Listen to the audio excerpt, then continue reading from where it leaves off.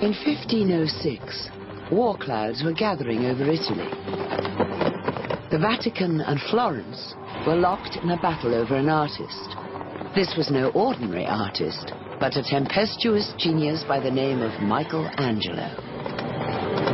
The epic struggle that followed would result in one of the most extraordinary works of art the world would ever see. One worthy of a man who saw himself as no less than God's own artist.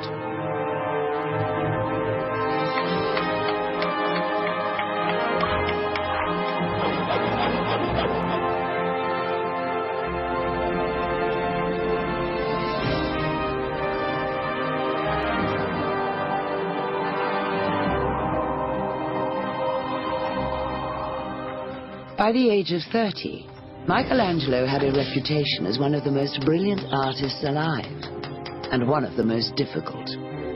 He had made his name with a sublime sculpture of the Virgin Mary and Christ, the Pietà, and with his giant statue of David, which was to become the most famous statue in the world. But he wanted more than just fame in his own lifetime. He wanted it for eternity. Michelangelo created his own legend, the story of a divinely inspired, impoverished artist. In old age, he told his biographer, Ascanio Condivi, "I've always lived like a poor man, eating sparingly, drinking almost nothing, and sleeping little. I have devoted myself to the beautiful ideas which spring from a divine spirit."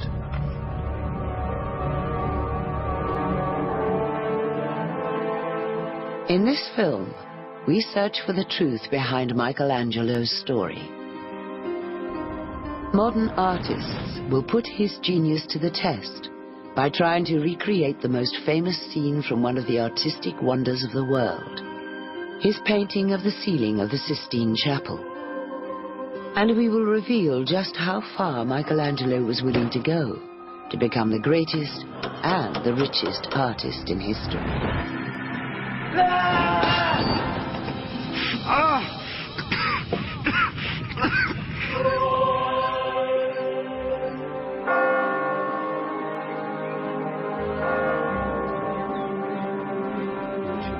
Michelangelo's troubles had begun in 1505, when Pope Julius II offered him the opportunity of a lifetime to sculpt his tomb.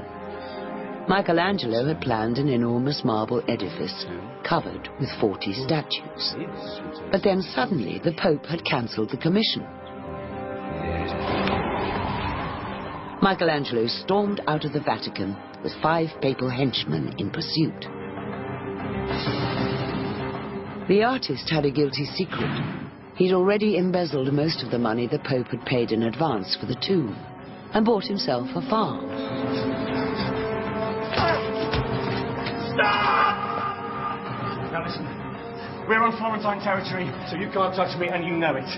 Now you go back to Rome and you tell your Pope that if he wants me back, he pays me for the tomb, and we make the tomb. Right? Now get out of my way! Michelangelo returned safely to his hometown of Florence. The Pope was determined to make the government there send him back. Michelangelo, the sculptor, who left us without reason and in a fit of petulance, is afraid, we are told, of returning. Though we are not angry with him, knowing the moods of such men of genius. In order that we may lay aside all anxiety, we rely upon your loyalty to convince him that that when he returns, he shall be unharmed. Julius II was the only equal that Michelangelo had in his lifetime, I think, in many respects. This monster prince, a battling fellow, an extremely tough fellow indeed. It was rather unusual for a pope to actually get on a horse and lead his armies into battle, but apparently this is exactly what was Julius's character, and he was known as the warrior pope because he literally went out to reconquer the papal lands for the papacy and reestablish the authority of the pope in a very physical, important way. The government in Florence was desperate to avert war with the Vatican. They pleaded with Michelangelo to go back to work for the Pope. Back in Rome, the Pope offered Michelangelo a job. Not the job he wanted, sculpting the tomb, but painting a ceiling. The ceiling of the Sistine Chapel, the very heart of Christendom. 20 meters off the ground, it was the size of a football pitch. Michelangelo was beside himself with rage. He blamed his enemy, the Pope's architect, Bramante. It was Bramante. As always, Bramante. He convinced the Pope that I should paint the vault of the Sistine Chapel. It's purely malicious. He was bamboozled into doing it largely by Bramante, by suggesting that he painted the Sistine ceiling, and by painting the Sistine ceiling he was going to make a muck of it, and he was going to fall from grace on the Pope, and that would be the end of it. He thought I couldn't paint. He thought that my work would be inferior to that of his charming protégé, Raphael. He wanted me to fail. He wanted to shame me. I think he had rivalries with practically every one of his contemporaries. But I think this is a naturally A-type character that we're seeing in Michelangelo, that he was naturally rivalrous and essentially dismissive of anybody else who didn't achieve the same level of accomplishment that he himself did.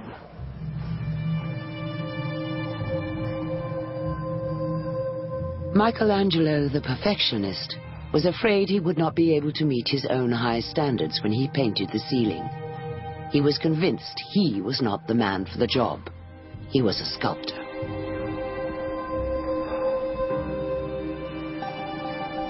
I'm constantly worn out.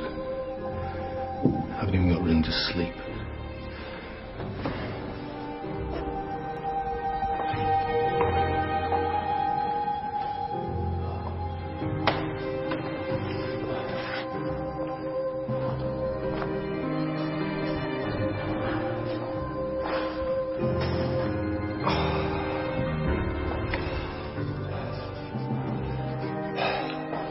I am not a painter.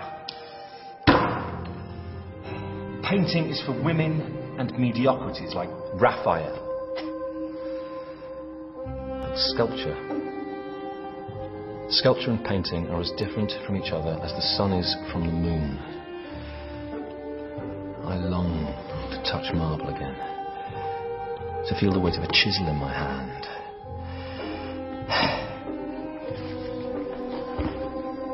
If I walk away again, there's no chance I will escape the wrath of His Holiness. His Holiness. He'll have me killed first and offer me penitence afterwards. As he began painting, he fully understood how ill-equipped he was to the undertaking. He sent for assistance from Florence. He wrote to friends asking to be reminded of some of the techniques of fresco painting. It is a simply unbelievable challenge. Michelangelo despaired at the task ahead. As a teenage apprentice in an artist's workshop, he had been trained in fresco. But that was 20 years ago, and he hadn't done any since. He knew fresco was the toughest of all arts. It required painting quickly onto damp plaster. Painting the ceiling was to become the greatest odyssey in the history of art. Now, 500 years later, artist Leo Stevenson is about to follow in Michelangelo's footsteps. Like Michelangelo, he has done virtually no fresco.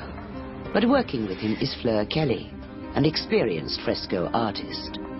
They've come to St. Joseph's Church in East London to meet Father Dennis Hall. Here they'll attempt to paint the iconic scene from the Sistine Chapel, where God creates Adam. this is a fabulous image. I mean, it's so famous, it's almost invisible. I mean, those hands.